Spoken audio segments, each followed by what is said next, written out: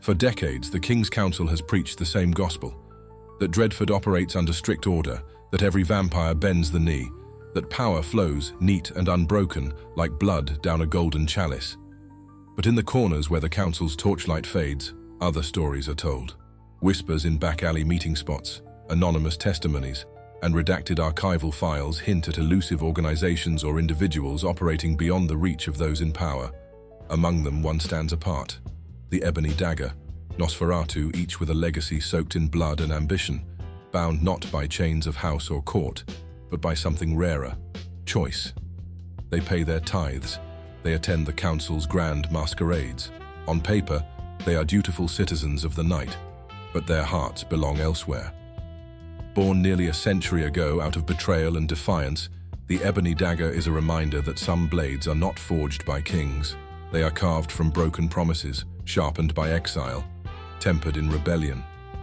This is the story of how they came to be, of the leaders who refused to kneel, of the wounds that never healed, and of the quiet war that rages, unseen beneath Dreadford's crumbling crown. The Ebony Dagger was born in the hollow left behind when loyalty collapses and something sharper takes its place. The Ebony Dagger was not born with a battle cry. It was not forged in fire or crowned in ceremony. It began, as most dangerous things do, when with a whisper.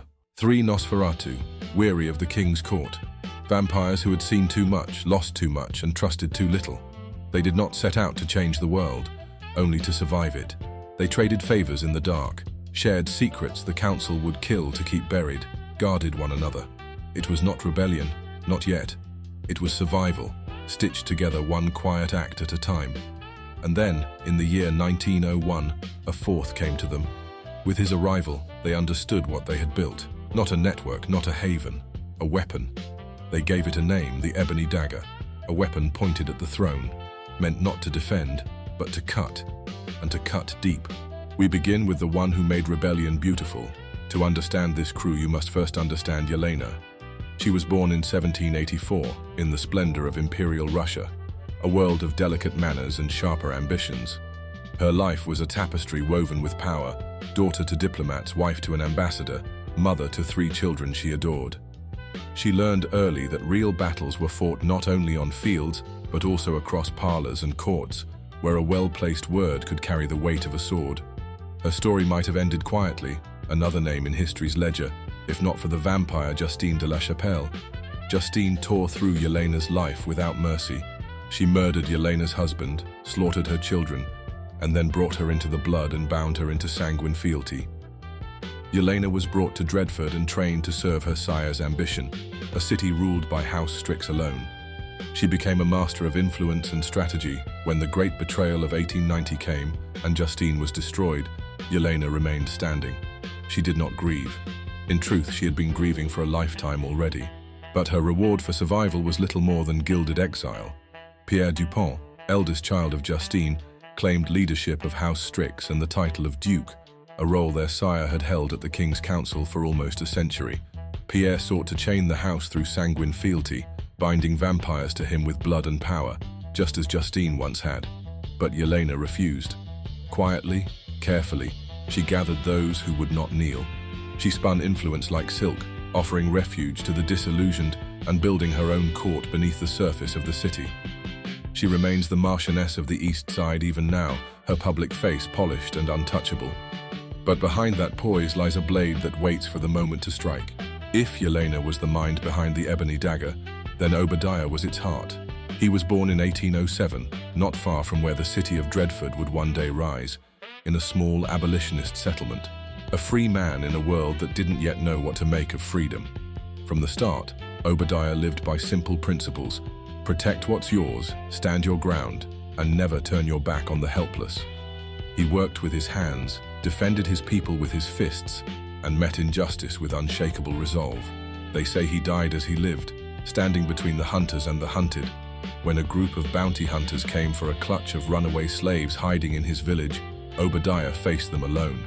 He bought the others enough time to escape.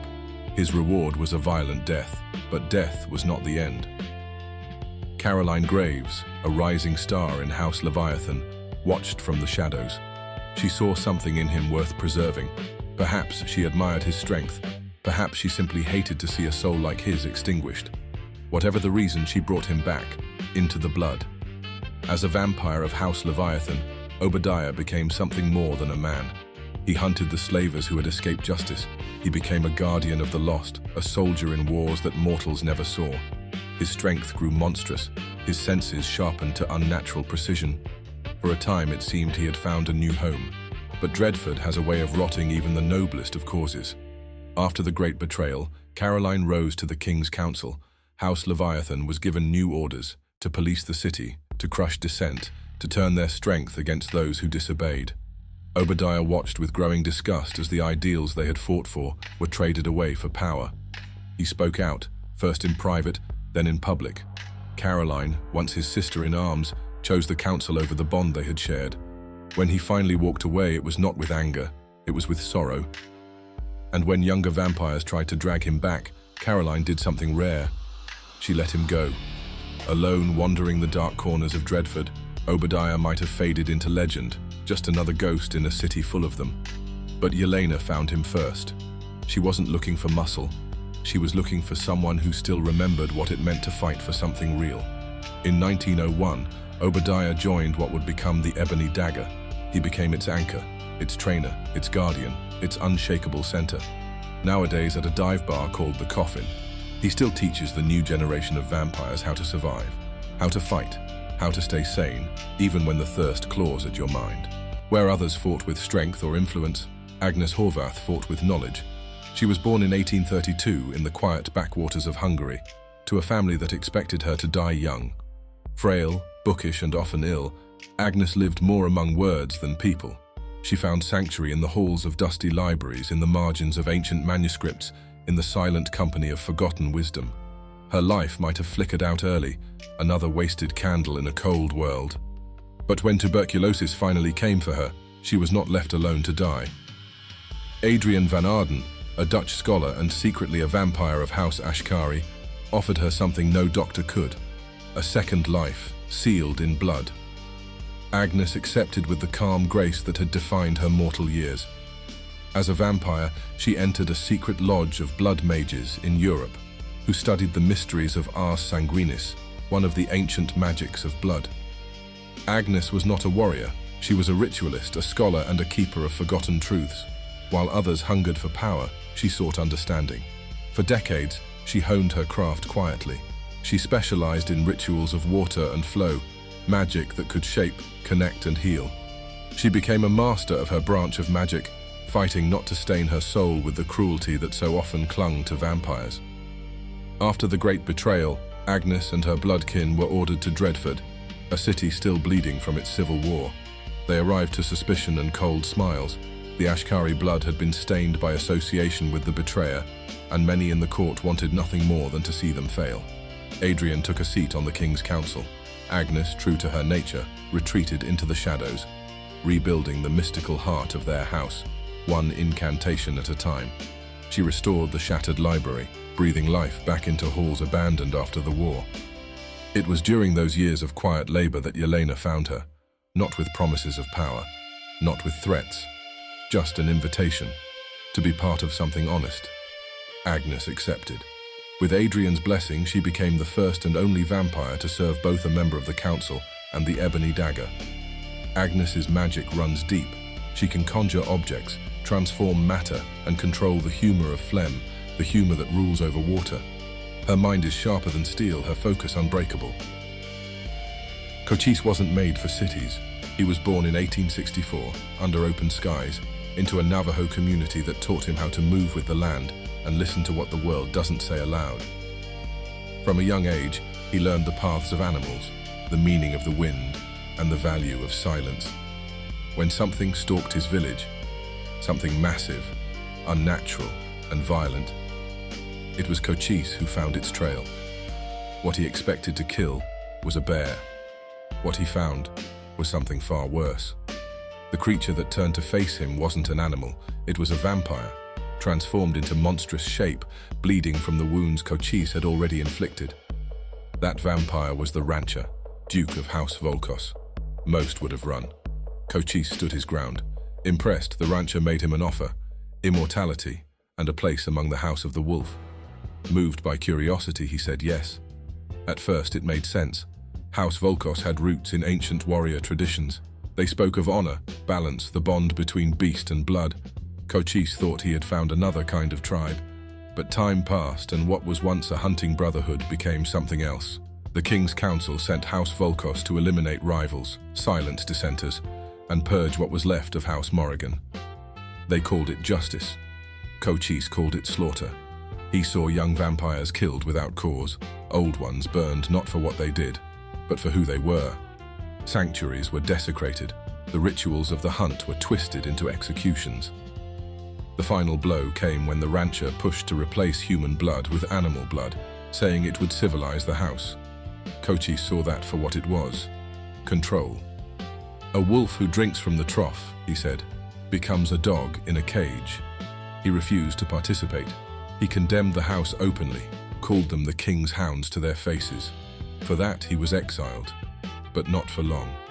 Yelena offered him a different path. She didn't speak much, and neither did he.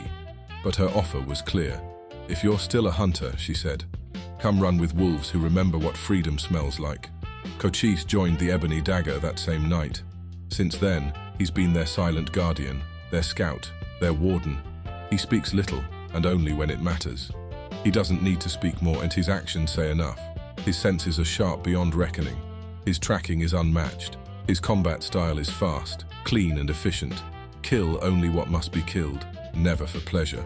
In Dreadford, where so many vampires talk of legacy and bloodlines and thrones, he stands apart, because he doesn't care about any of that. He only cares about one thing: walking the night with honor, and making sure those he runs with survive it. Some vampires are born into power, some claw their way to it, and some, like Amanda Noir, survive because they never stop running. She was born Amanda Demetriou in 1868, long before she ever tasted blood, in a world that feared what it couldn't understand. From childhood, Amanda was different. She heard whispers in empty rooms. She dreamt of deaths that hadn't happened yet. She spoke of things no child should know. Her family, terrified of what they couldn't explain, locked her away before she reached her 13th birthday. She spent her teenage years behind the iron bars of an asylum, drugged and forgotten, a ghost in her own life. It was there that Morgan found her, a vampire who appeared no older than a little girl but carried centuries behind her pale eyes. Morgan didn't just rescue Amanda, she remade her. Amanda's human life ended in 1888. She stepped into the night as one of the Morrigan bloodline, carrying gifts that no longer needed to be hidden. But her new existence barely had time to begin. In 1890, the Great Betrayal tore Dreadford apart. House Morrigan, implicated in treachery against the King's court, was shattered overnight. Most of Amanda's new family burned with the house. Somehow she survived. How or why, she never says. What's certain is that when the fires died down, Amanda refused to return to Morgan's old sanctuaries. She carved a place for herself in the cracks and alleys of Dreadford. The Ebony Dagger found her. Or maybe she found them. It doesn't matter. What matters is that they gave her a choice: to belong without collars, to fight without lies. Amanda accepted, though even now, she keeps a part of herself guarded. To this day, Amanda remains one of the only known survivors of House Morrigan. She carries that burden alone, and when she laughs, dry and sharp as broken glass, you can almost hear the loneliness beneath it. Recently, threats from the King's Council have forced her into an uneasy bargain: leave the dagger and use her powers for the benefit of the court. If Amanda is the knife hidden behind a smile, then Virginia Rosetti is the scream behind the silence. She was born in 1887 into the velvet cages of the Rosetti crime dynasty, luxury wrapped around violence, money polished by blood. Virginia grew up knowing how to charm an audience, how to sing the right note, how to sell an illusion so well that even the powerful forgot they were being played. By the time she was a teenager, she was everywhere.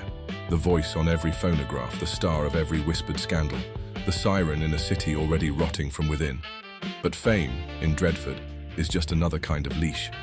Her father saw her not as a daughter, but as an investment, a tool to secure alliances, launder reputations, and bind debts with marriage vows she didn't want. Virginia had other plans.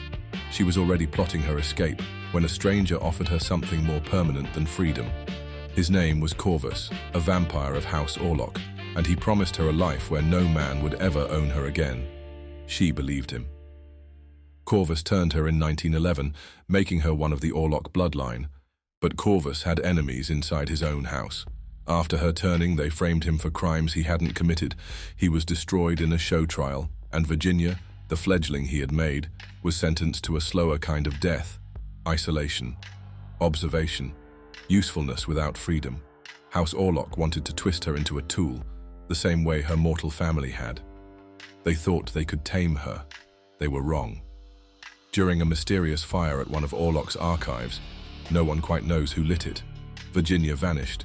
She disappeared into the ruins of Dreadford's abandoned theaters, a ghost in her own city. That's where Yelena found her. Not a performer, not a pawn, a weapon with a voice sharp enough to wound kings. Not every story in Dreadford ends with rebellion or revenge. Some end because a good man keeps his word. Gomez was one of those men. He was born in the blue-collar streets of Dreadford in the early 1950s, raised among the iron and smoke that built the city's bones. From a young age, he knew the difference between power and respect, and he chose respect, even when it cost him. He served in the army, rose through special operations, and came back from wars most men didn't survive. Dreadford had changed while he was gone, but he hadn't. Gomez founded a private security company, one that refused bribes, turned down dirty contracts, and protected people who couldn't pay in gold, but could offer trust. It made him enemies. It also made him someone the vampires noticed. In 1992, Jacob Holloway, Duke of House Strix, came to him with an offer: build the defenses of the Fang, the most ambitious vampiric fortress in Dreadford. Secrets, weapons, hidden corridors, a place no outsider could breach. In exchange, Holloway offered him the blood.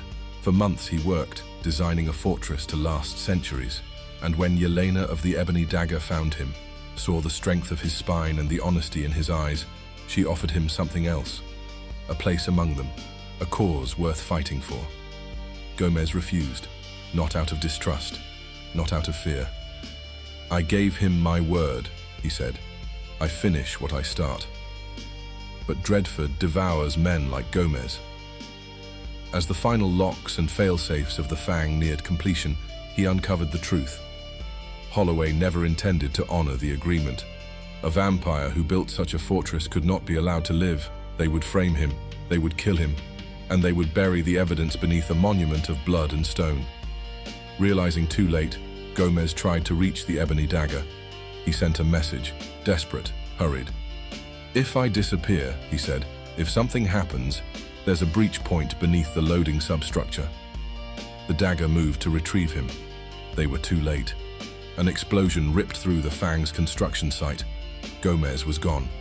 Holloway blamed it on a system fault. The Ebony Dagger called it what it was: murder. Gomez never officially joined their ranks. But among the Dagger, his name is still spoken. They always remember the lesson they learned from him. In Dreadford, those with honor perish if they are alone. Some whisper that his code, the safeguards he wove into the Fang's bones, still sleeps beneath it, waiting.